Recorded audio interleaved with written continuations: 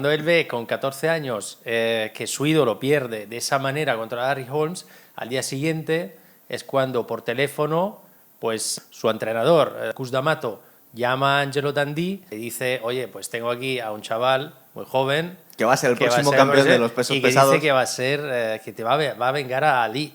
Entonces la venganza no es tanto Berbick, sino la venganza principal es Larry Holmes, que es verdad que venga a Ali con Berbick porque se enfrenta el primero, ¿sabes? Vale, pues esto lo voy a dejar, Mateo. ¿Eh? Esto lo voy a dejar directamente. Chicos, hoy tenemos un programa muy guay, lo hemos llamado La venganza de Tyson, que vamos a enlazar los dos últimos combates de Mohamed Ali, que fueron bastante lamentables porque ya estaba sufriendo su enfermedad del Parkinson, con casi de los dos combates más importantes que tuvo Tyson al principio de su carrera, que fueron primero contra Trevor Berbick, con el que ganó el título de campeón de los pesos pesados más joven, que heredó el título de Mohamed Ali, y contra Larry Holmes, que había sido un gran campeón y que de alguna forma disipó las dudas si podía machacar a alguien con nombre, Tyson en aquel momento, ¿verdad? Sí, son dos combates, digamos, venganzas de los últimos dos combates de Ali. Un Ali que ya está, ya se le ve enfermo, un Ali que había vuelto a pelear después de un parón en su carrera y, claro, vuelve a pelear el 2 de octubre del año 1980 contra nada más y nada menos que Larry Holmes, es decir, el asesino de Easton, le llamaban, sí. O sea que ya sabemos que los apodos, sobre todo de este calibre, pues esconden algo de verdad, ¿no? Efectivamente, Larry Holmes era buenísimo, llega a ese combate con 35-0. Sí. Pero claro, el otro era Mohamed Ali, o sea, no era uno cualquiera. Pero Ali pierde.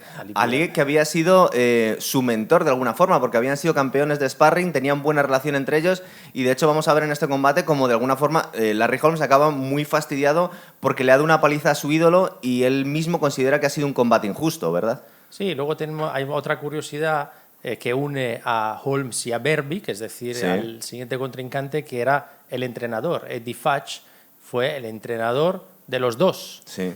Y además Eddie Futch fue el entrenador de otros dos campeones que consiguieron ganarle a Ali, Ken Norton y sobre todo Joe Frazier. Sí. Y con Eddie Futch y Joe Frazier hay una anécdota bastante interesante que tiene que ver luego con Larry Holmes, y es decir que, sabemos todo el mundo que el famoso Three Line Manila fue uno de los combates de boxeo más espectaculares de la historia del boxeo, de los pesos pesados, que gana Mohamed Ali porque pues que Joe Frazier no se levanta en el 14º asalto, sí, para luchar, para pelear en 15º, pero claro, esa decisión la toma Eddie Futch, es decir, la toma su entrenador, dice, mira, Joe, hasta aquí hemos llegado, vais a pasar a la historia como dos grandes campeones, esta pelea va a pasar a la historia, pero no puedes pelear 3 minutos más.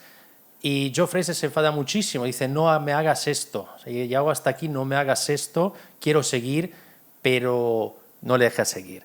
Entonces Joe Frazier se enfada muchísimo con su grandísimo entrenador, Eddie Futch, y prácticamente no le vuelve a hablar.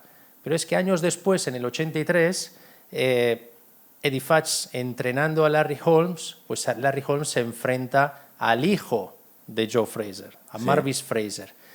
Y claro, Joe Frazier quiere obviamente que le gane a Larry Holmes porque a su vez le ganaría sí a Eddie Futch, pero vamos, es un combate que se puede ver muy fácilmente en las redes, en YouTube, porque dura un asalto y Larry Holmes machaca a un muy buen boxeador, porque llegaba con un 10-0, era un buen boxeador Marvis Frazier, no era como el padre, pero lo machaca y es más, hay unas imágenes donde se ve cómo Larry Holmes en ese primer asalto mira al árbitro después de cada golpe como para decirle, oye, ¿vas a parar este combate, sí o no? Larry Holmes hacía mucho eso. De hecho, es curioso porque la figura de Marvis Frazier le retiraron entre Larry Holmes y Mike Tyson. Mike Tyson, la paliza que le dio ha quedado para los anales del boxeo como una de las mayores salvajadas de la historia. Creo que son 35 segundos de golpes en las que va golpeándole mientras cae. O sea, le retiró completamente al hijo de Joe Frazier. Sí, hay muchas, historias cruzadas en el programa de hoy, porque con eso de que Eddie Futch haya entrenado a 4 de grandes campeones que le ganaron a Ali, pues hay de estas historias muy cruzadas, ¿no? Repito, Ken Norton, Fraser y estos 2 grandes campeones como Larry Holmes y Trevor Berbick. Pero estamos en el penúltimo combate de Ali, que ya tenía claros síntomas de Parkinson, pelea contra Larry Holmes el 12 del 10 del 80, unos poquitos años antes que luego veremos la venganza de Tyson. Y la verdad es que aquí creo que lo paran en el 10º, ¿verdad? Y vemos a Larry Holmes en un momento determinado como diciéndole al árbitro, bueno, ¿esto qué es? Esto es una vergüenza, ya lo que está. Uno de los más grandes, si no el más grande boxeador de todos los tiempos, está siendo humillado por un tío que en realidad no quiere humillarle, ¿verdad? Sí, además el que fue el médico de Mohamed Ali, Freddy Pacheco, años después llegó a decir que todos los que organizaron ese combate tendrían que estar en la cárcel porque se veía perfectamente que Mohamed Ali no podía pelear. De hecho, bueno, aún así él había pasado por unas pruebas médicas, unas pruebas que no le habían salido, la verdad, que muy bien, pero aún así... Hubo corrupción ahí, ¿verdad? Hombre, hubo algo raro porque le dieron la licencia a pesar de que bueno, las pruebas no habían salido nada bien.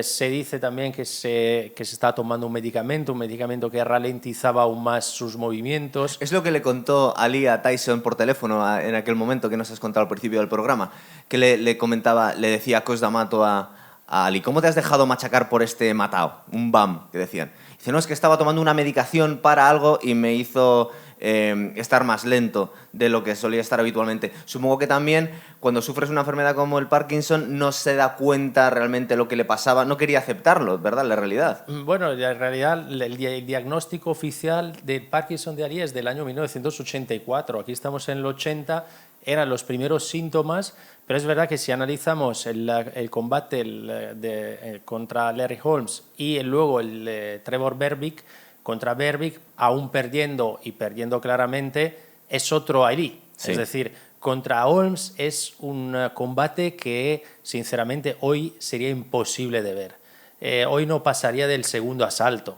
El árbitro tendría que, vamos, hay miles de oportunidades, si se ve hoy este combate, para terminar el combate, para pararlo. Y no se hace. Hay el asalto, el 8º asalto y el 9º asalto son asaltos brutales, donde Ali apenas lleva un golpe. Solo se queda parado, muchas veces en la esquina, y aguanta golpes que algunos llegan obviamente a la cabeza, pero la mayoría son golpes al cuerpo. O sea, incluso Larry Holmes ve que está muy en dificultad Mohamed Ali y creo que empieza a limitar los golpes en la cabeza. A todos nos da la sensación, y de hecho creo que lo comentó en alguna entrevista, que no quería pegarle tanto en la cabeza. Le miraba al árbitro de refilón y le estaba pegando en el cuerpo como diciendo, bueno, es que no le quiero hacer tanto daño a este.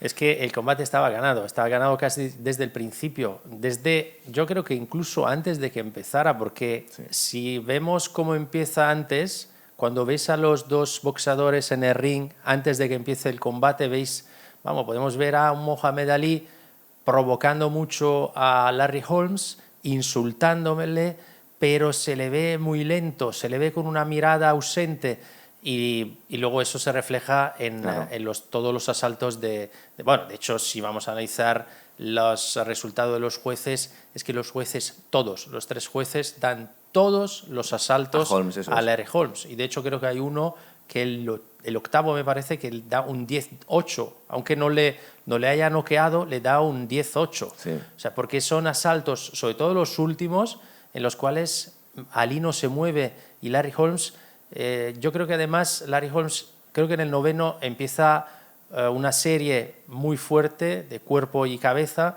para tumbarlo, para decir, venga, ya está, hasta aquí.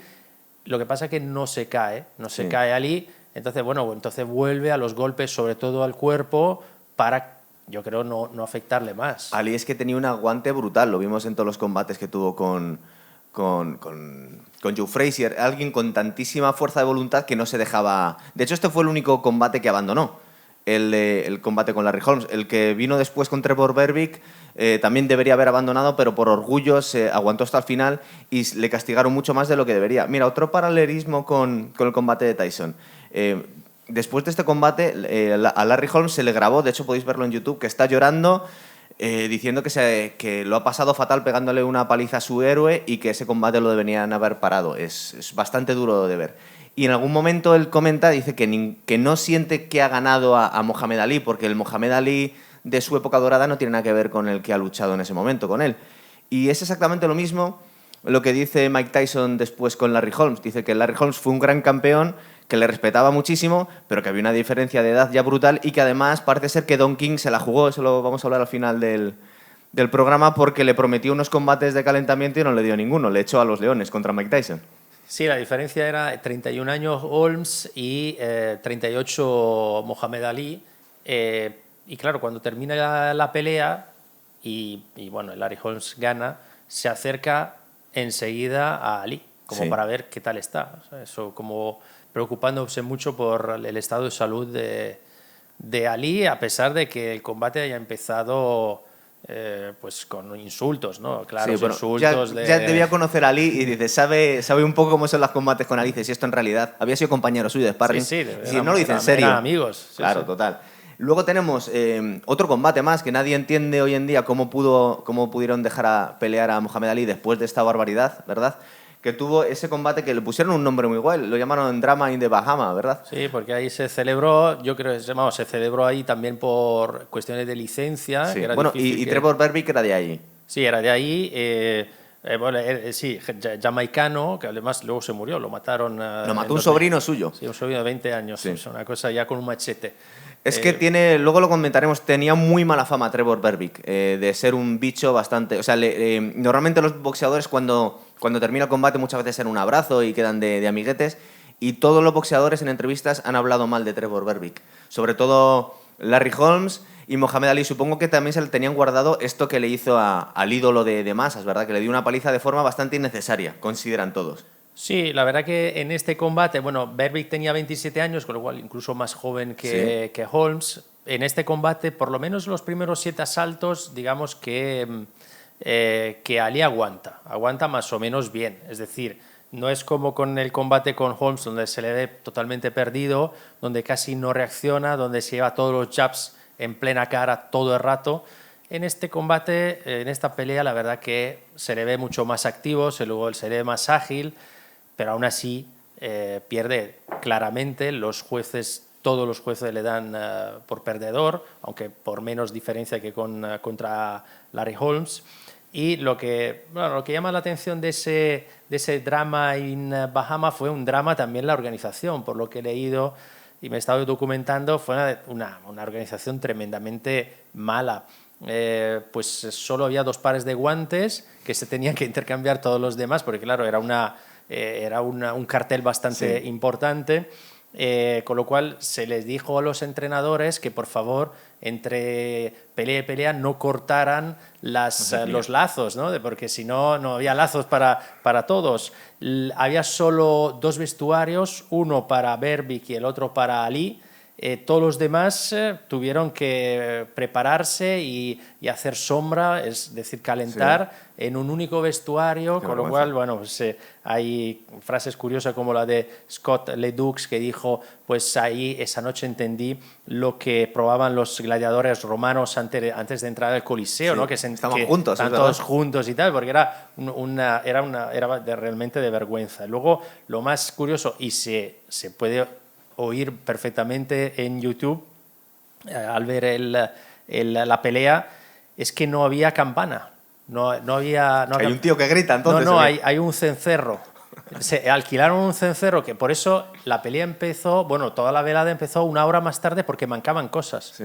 Y entonces se oye entre asalto y asalto el rumor es italiano, el ruido del cencerro, que es bastante peculiar. Ridículo, ¿verdad? Claro. Fue una velada de las más ridículas de la historia del boxeo. Y aquí ya por fin decidió retirarse Mohamed Ali, con 38, 39 años. Sí, ya es su última pelea contra un Berbick que venía de un 19-2-1. Sí. Un gran boxeador, a pesar de haber ya perdido 2 combates y de haber pues uno lo había empatado. Y efectivamente Ali ya deja el boxeo, pero bueno, pues se espera un poco esa venganza que le había prometido Mike Tyson, que era un chavalito, ¿verdad? Chavalito de 14 años, Sí. que al día siguiente de perder a Ali contra Holmes había hablado con su entrenador, con Angelo Dundee, ya que había aprovechado una llamada que había hecho Cus D'Amato a Angelo Dundee y le había dicho, tú imagínate, este chavalín que no conocía a nadie todavía, con 14 años, le dice, bueno, te voy a vengar, voy a vengar a mi ídolo, que es Mohamed Ali. En esa época, un chaval que no era muy grande, ni muy alto, ni muy grande, pues que te dijera que iba a ganarle a nada más y nada menos que a Larry Holmes, pues le vengó contra Berbick. Larry Holmes y contra Berbick. Eso es. Primero Berbick. Contra Berbick. Vamos a ver, no sé si recordáis que Mohamed Ali hasta el momento tenía el título del campeón de los pesos pesados más joven de la historia. Se lo había quitado a Floyd Patterson, que también había sido entrenado por Cus D'Amato. Entonces todo esto parece que quedaba en caso. Primero creo que tenía 22 años Floyd Patterson cuando ganó el título. Luego le batió el récord Mohamed Ali con 21. Y ahora vendría Mike Tyson, entrenado por el mismo entrenador que Patterson, para reventar un título que yo creo que no lo vamos a volver a ver. Un chaval con 20 años campeón de los pesos pesados, ¿verdad? Sí, 20 años, 4 meses, creo, ¿no? Algo por el estilo. Es muy difícil que ahora se pueda ver esto, nunca se sabe, pero la verdad que Tyson, y sobre todo cómo lo hace. Sí. Porque es que la victoria contra Berbick del 22 de noviembre del 86 es brutal. Fíjate, ahora he traído el... Es que soy muy friki de Tyson, tengo aquí la biografía. Y justo teníamos el pasaje en el que cuenta... Aparte que Tyson cuenta que, bueno, recordar que tiene 20 años, es un chaval que viene de la pobreza, de los peores barrios, está mezclando una vida criminal todavía con una vida monacal entrenando con Cus D'Amato en los Catskills de Nueva York, y todavía hace barbaridades. De hecho, cuenta que tenía gonorrea en el momento del combate, que iba puesto de antibióticos hasta arriba, pero que de alguna forma le hace ilusión porque, no sé si sabéis que Mike Tyson es uno de los grandes historiadores del boxeo. Tiene un conocimiento brutal. De hecho, tiene documentales hablando hasta de Pauline Uzkudun, que no llegó a ser campeón de los pesos pesados. Este tío es un fricazo, del que hablamos en un programa. Es un fricazo absoluto. Entonces, por ejemplo, le hace ilusión tener gonorrea porque Jack Dempsey muchas veces peleaba con gonorrea. Entonces dice, bueno, pues esto como que debe ser algo muy yo guay. También. Yo, total. Si lo hacía Dempsey. Eso es. El caso es que cuenta que justo 5 años después se le acercó, bueno, es que está traducido en español, aquí lo han traducido como pateale el culo por mí, le dice Mohamed Ali. Lo podemos ver en el combate que está en YouTube, en el que dura muy poquito, como se ha contado Mateo, son 2 asaltos. 2 asaltos. Bueno, 1 y medio en realidad. Sí, el segundo es un visto y no visto. Total. Pues se acerca Mohamed Ali muy, muy deteriorado ya, 5 años después, va con las gafas de sol y le dice algo así como píllale por mí. Y resulta que yo pensaba que le dijo algo así como esto lo tienes hecho, no te preocupes, campeón. Y lo que pasa es que lo que le dijo fue no va a ser nada difícil, Mohamed, o sea, esto va a estar tirado. De hecho, los expertos en el mundillo de boxeo le daban por campeón a Tyson 5 o 6 combates antes de este combate con Berbick, que repetimos, no era mal boxeador, era el campeón. Era el campeón, era la primera defensa, había sido campeón contra Pinklon Thomas, sí. Y era la primera defensa, pero claro, no aguanta nada, ¿no? Y el combate, Mateo, porque es un combate bestial en el que le aplasta, pero lo curioso es que muchos de los golpes los bloquea Trevor Berbick, pero aún así le noquea. De hecho, el knockout es de los más bestiales de la historia, ¿verdad? No, el knockout es... claro, se cae 2 veces en el segundo asalto, y yo creo que comete el error, pero vamos, sin ser yo entrenador ni mucho menos de boxeo, que es un error que no comete, por ejemplo, Tyson Fury hoy, de levantarse enseguida. O sea, tan tumbado, y Tyson Fury contra Wilder, por ejemplo, lo tumban y se queda abajo. Aguanta, ¿verdad? Aguanta y luego ya se levanta. Pero lo que hace Berbick en las 2 ocasiones... por orgullo, suponemos, sí, ¿no? O por, no sé, para ver cómo se encuentra, porque son golpes muy fuertes, pero sobre todo en la segunda ocasión, cuando ya le tumba, se levanta enseguida y se ve que se vuelve a caer 3 o 4 veces, que Eso no es. Puede estar quieto. De hecho, hay una que arrastra a los periodistas, ¿verdad? Los fotógrafos que están ahí en el se ring. cae entre las cuerdas, y yo creo que es un error pues que cometen muchos, de que en cuanto te tumban te quieres levantar. No, tienes 10 segundos, que no es mucho, pero... Muy poquito. Pero quédate ahí, aunque sea 5 segundos, aguanta un poco abajo y luego intentas levantarte. Y él lo que hace es intentar levantarse enseguida.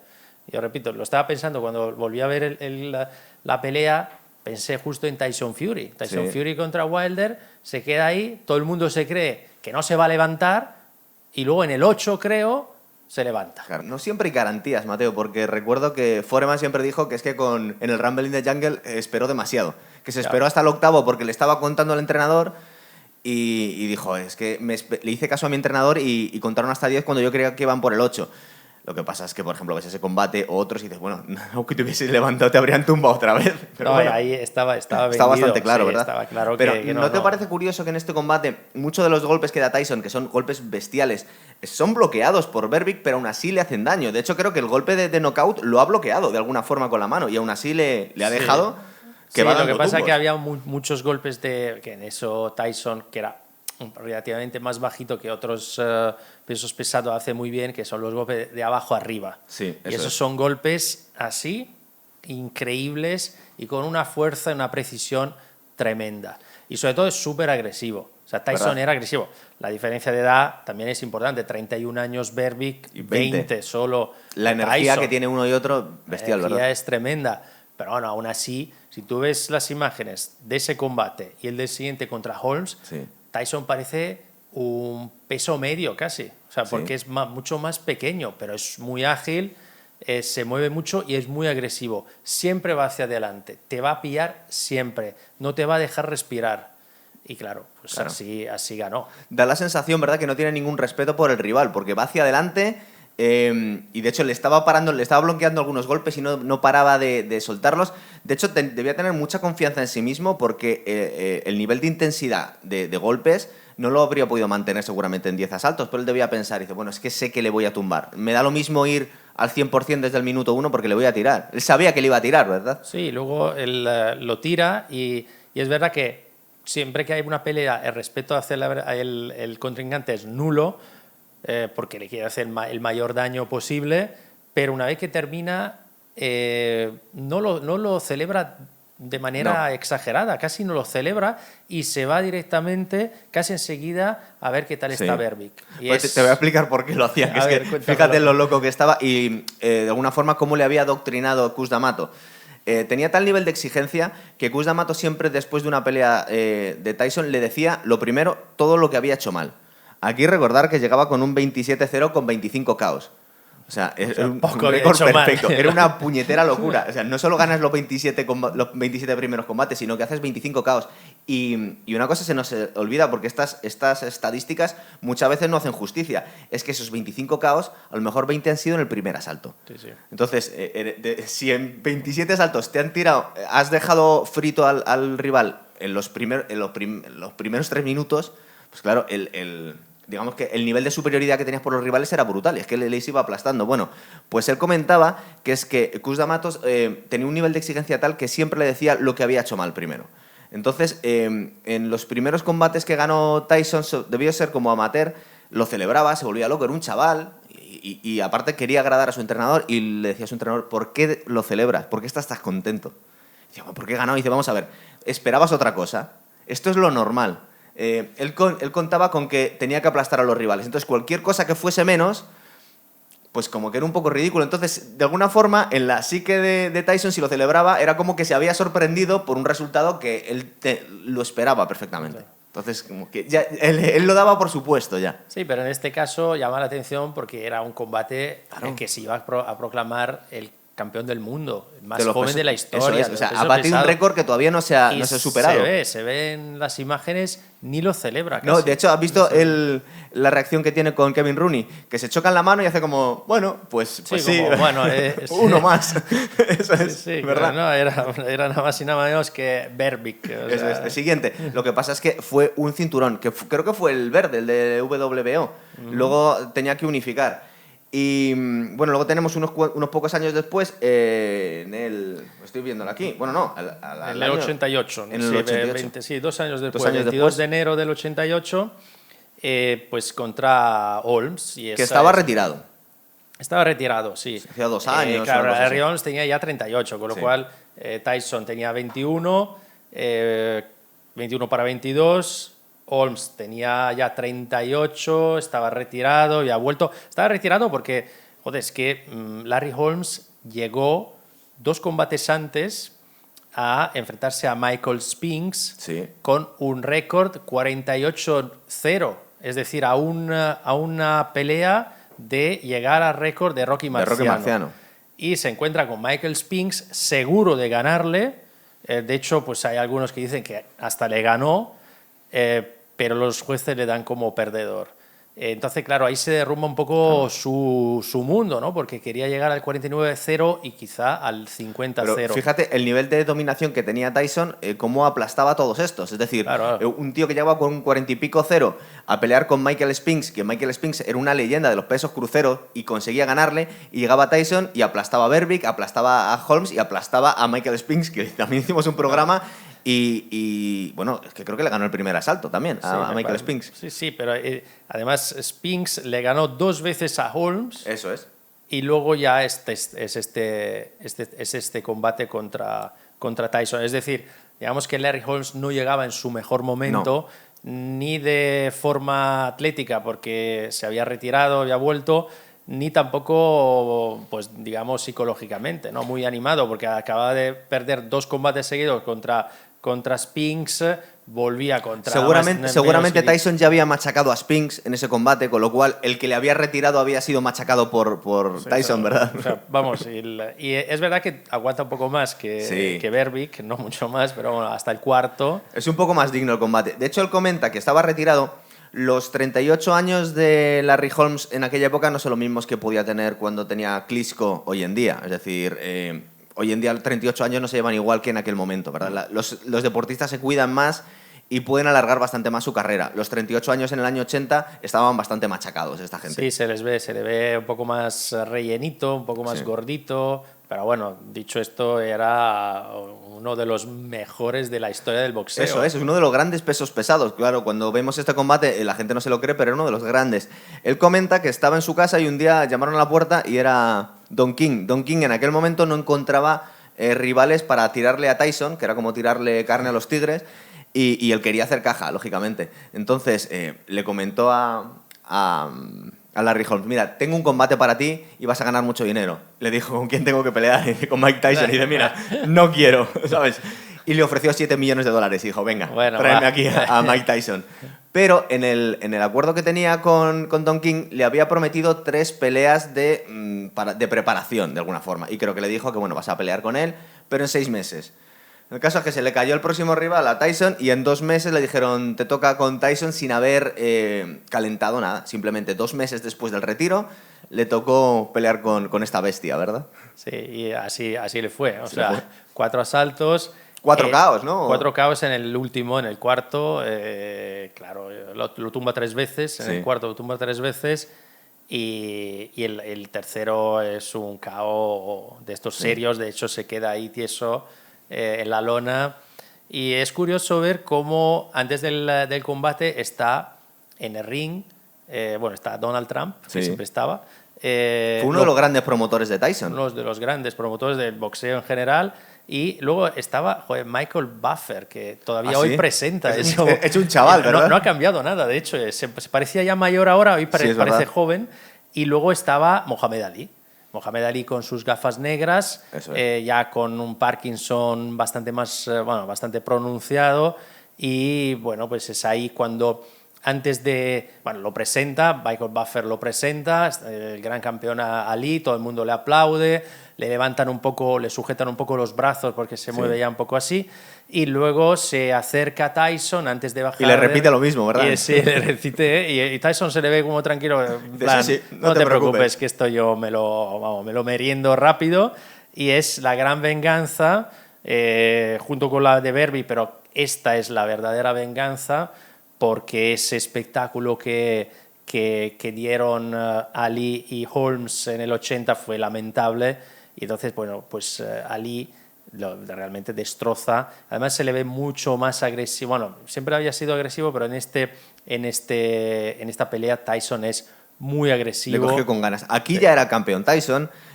Luego sí es verdad que comentó Tyson que que vio unos pequeños destellos de la grandeza que había tenido Larry Holmes, porque dice que tenía un jab muy complicado. Dice, tenía una forma de pelear un poco rara que se me hacía incómoda, el jab era muy largo, lo retorcía al final un poco, es decir, tenía algo aquí que intuía, dice, este tío ha sido muy grande. Sí, sí. Hombre, no, pero hay momentos donde se ve que, joder, Larry Holmes le pilla bien. Sí, le pilla Tyson, con los jabs, le pilla. Le pilla sí. bien, en algunos casos le pilla bien y fuerte. Sí. Me pasa que Tyson no vamos, como Es que si era la nada. época dorada de Tyson, en aquel momento era intratable, claro. De hecho, ha habido gente que dice, en los poquitos años de Tyson que estaba subiendo hasta el 89, ningún boxeador habría podido con él, de la historia. Eso no lo sabemos porque es historia-ficción, pero está considerado en un momento, en estos años, fijaros lo que estamos hablando, que tanto Spinks como Holmes, como Berbick, entre ellos hacían un boxeo competitivo y luego se lo tirabas a Tyson y era como otra liga completamente distinta, era como pelear con un monstruo. Sí, sí, Tyson llegaba con su agresividad, con su fuerza y con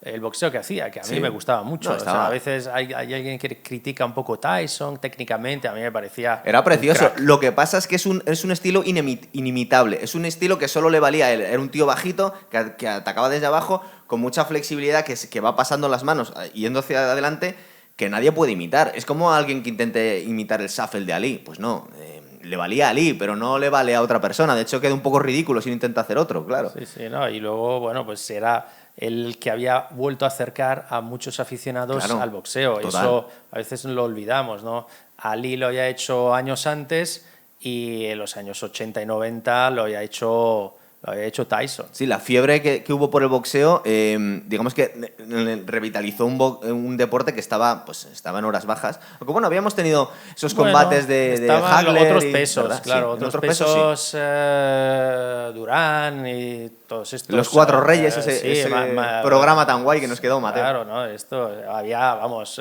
Sugar Ray Leonard, Marvin Hagler y tal, estaban esos eran los grandes de los años 80, Sí. ¿no? ¿Sabes Hasta lo que llegó Tyson. Hasta que llegó Tyson. En aquel momento también había muchas charlas en televisión que juntaban a grandes boxeadores y tenían unos pequeños debates. Había muchos que juntaban a Joe Frazier con Ali, con Foreman, y a veces llevaban a Larry Holmes. Y a Larry Holmes alguna vez se le calentó la boca y dijo, yo podría con Tyson. En mis tiempos a le habríamos machacado a cualquiera de los cuatro. Recuerda que también Foreman hubo un momento en el que se amagó con que iba a pelear con Tyson, ¿o no? Al final no se llegó a celebrar el combate. Hombre, Larry Holmes era bocaza. O sea, Sí. Larry Holmes dijo, cuando perdió ese combate el 49 contra Spinks, dijo, claro, le preguntaron, bueno, pues ya no vas a poder igualar el récord de Rocky Marciano. sí. Y él dijo, bueno, Marciano ganó a 49 viejos y yo me he enfrentado a toda gente mucho más joven. Sí.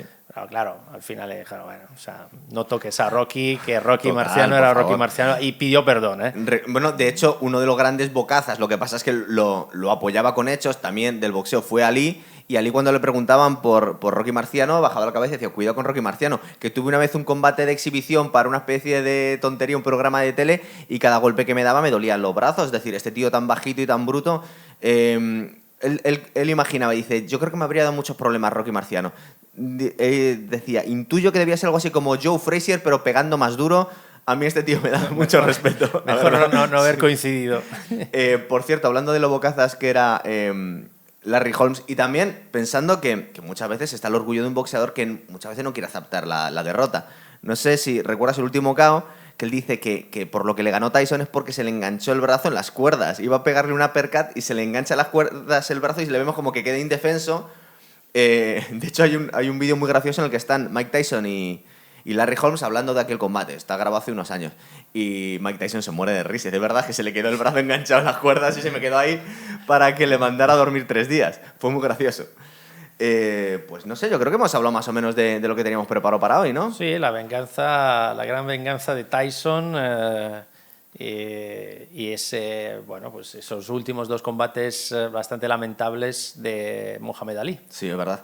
Es que muchas veces, cuando estamos hablando de otros deportes, de las grandes venganzas, tal, y que la gente se olvide de era importante hacer este programa, la verdad. Por cierto, nos han preguntado, esto luego lo metemos o no, que hablemos un poquito de las veladas de youtuber que están haciendo ahora, que es que hay mucha... Yo no la vi, la verdad que no. Yo vi un poquito, yo vi el combate de Jagger con Bustamante y sí. fue un poco lamentable. Pero mira, lo que estaba comentando Tyson, que el último combate que tuvo Tyson con Roy Jones fue en una velada de Jake Paul. Y él comentaba, fijaros, un historiador del boxeo y una leyenda del boxeo también, como Mike Tyson, él comentaba que él no le parecía necesariamente mal, siempre y cuando se hiciera con un poco de cuidado, porque atraía muchísimo público al deporte. Es decir, hombre, dicen que este youtuber súper famoso que organizó esta velada... Ibai, pero Ibai no peleó. No, ya no, pero que quiere, por lo visto, organizar veladas de boxeo de verdad. Pero esa sería una buena noticia.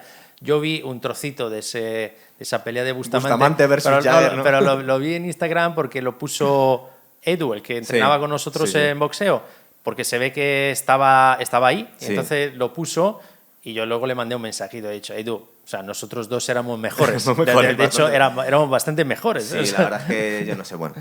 Pero bueno, no sé, es que no lo vi. Vi solo un trocito de, ya te digo, pocos segundos que puso el amigo Edu. En general también podemos entender que los boxeadores de verdad, los que se sacrifican, los que no ganan nada, se juegan la vida subiéndose allí y saliendo a correr a las 4 de la mañana, pues de alguna forma les joda que lo que le llega al gran público son unos aficionados muchas veces fuera de forma y haciendo mucho más dinero que ellos. Es decir, es perfectamente comprensible también la indignación del mundo del boxeo profesional.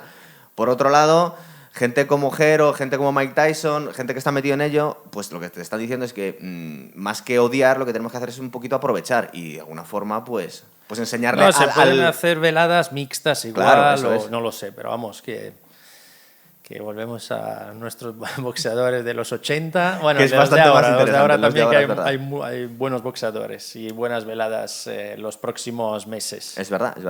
Muy bien, pues lo dejamos aquí, Mateo. Muy bien, perfecto. Venga, hasta otra. Venga,